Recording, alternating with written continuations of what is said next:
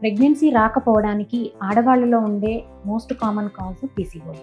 PCOD అంటే అండాశయాల్లో బుడగలు ఉండడం. ఇది ఎందువల్ల ఉంటుంది అంటే మన శరీరంలో పిండి పదార్థాలను అరిగించుకునే హార్మోన్ డెఫిషియన్సీ వలన ఈ పీసీఓడి అనే సమస్య మనకి ఎక్కువగా వస్తుంది. అంటే ఇన్సులిన్ రెసిస్టెన్స్.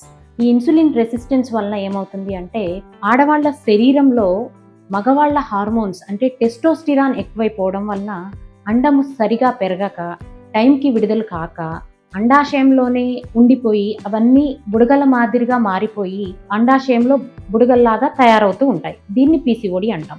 ఈ మగవాళ్ళ హార్మోన్ ఎక్కువ అవడం వలన ఏమవుతుంది అంటే పీరియడ్ ఇర్రెగ్యులారిటీ, బరువు పెరగడము, అన్వాంటెడ్ హెయిర్ అంటే మగవాళ్ళలాగా పెదవుల పైన హెయిర్ రావడము, గడ్డం కింద హెయిర్ రావడము, నెక్ అంటే మెడ పైన నల్లగా మారిపోవడము, ఇవన్నీ పీసీఓడిలో ఉండే లక్షణాలు. సో ఈ పీసీఓడి వలన రిప్రొడక్టివ్ ఏజ్లో అంటే పిల్లలు కావడానికి కష్టం ఎక్కువైపోతూ ఉంటుంది.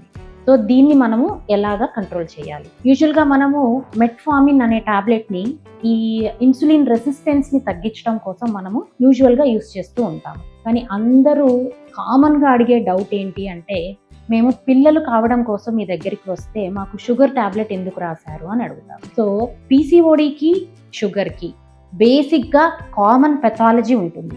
ఇద్దరిలో పిండి పదార్థాలను అరిగించుకునే శక్తి తగ్గిపోవడం వలన ఆడవాళ్ళకి పీసీఓడి, నార్మల్గా షుగర్ ఉన్న వాళ్ళకి డయాబెటీస్ కూడా ఒక సిమ్టమ్ కింద కనబడుతుంది. అందువల్ల మనం ఈ ఇన్సులిన్ ఏదైతే మూల కారణం ఉందో దాన్ని తీసేయడం కోసం మనము పీసీఓడి ఉండే వాళ్ళకి మెట్ఫార్మిన్ అనే టాబ్లెట్ని మనం యూజువల్గా యూజ్ చేస్తాం. ఈ మెట్ఫార్మిన్ యొక్క అదర్ యూజ్ షుగర్లో ఉంటుంది. అంటే డయాబెటీస్ ఉన్న వాళ్ళకి, షుగర్ ఉన్న వాళ్ళకి కూడా ఈ టాబ్లెట్ని మనము యూజువల్గా ప్రిస్క్రైబ్ చేస్తాము. అంతేకాని మీకు షుగర్ ఉంది అని కాదు, ఇది తప్పుగా రాయడం కూడా కాదు.